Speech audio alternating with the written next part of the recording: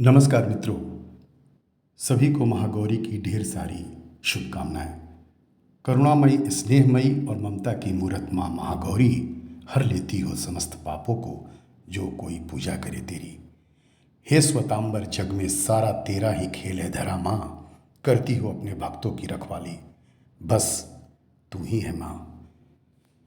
नवरात्र अब अपने अंतिम पड़ाव पर पहुंच चुका है मित्रों। आज माँ दुर्गा के 8वें स्वरूप आदिशक्ति महागौरी की पूजा है। आज का पूजा देवी के मूल भाव को दर्शाता है। देवी माँ के 9 रूप और 10 महाविद्याएं सभी आदिशक्ति के अंश और स्वरूप हैं, लेकिन भगवान शिव के साथ उनके अर्धांगिनी के रूप में महागौरी ही सदैव विराजमान रहती हैं।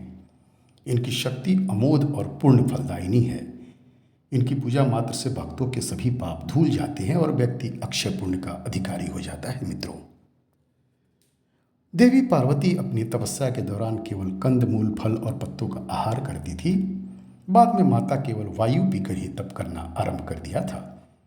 तपस्या से माता पार्वती को महान गौरव प्राप्त हुआ है और इससे उनका नाम महागौरी पड़ा।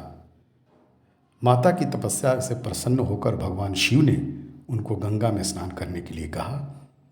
जिस समय माता पार्वती गंगा में स्नान करने गई, तब देवी का एक स्वरूप श्याम वर्ण के साथ प्रकट हुआ, जो कौशिकी कहलाई, और एक स्वरूप उज्ज्वल चंद्र के समान प्रकट हुआ, जो महागौरी कहलाई।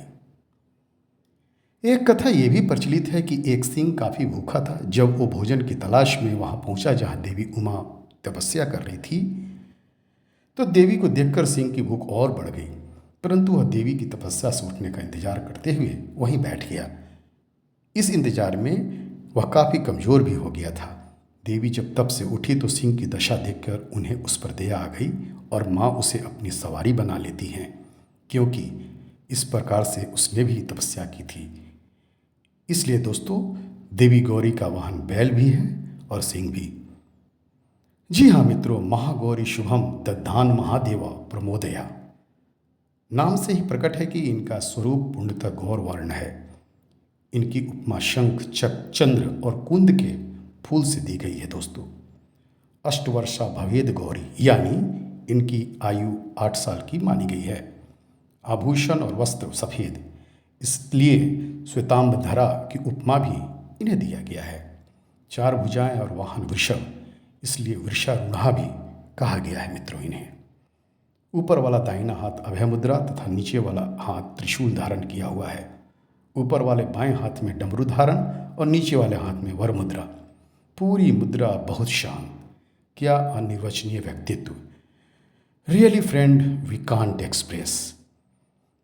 पति रूप में शिव को प्राप्त करने के लिए महागौरी ने कठोर तपस्या की थी। इसी वजह से इनका शरीर काला पड़ गया, लेकिन तपस्या से प्रसन्न होकर भगवान शिव ने इनके शरीर को गंगा के पवित्र जल से धोकर कांतिमय बना दिया।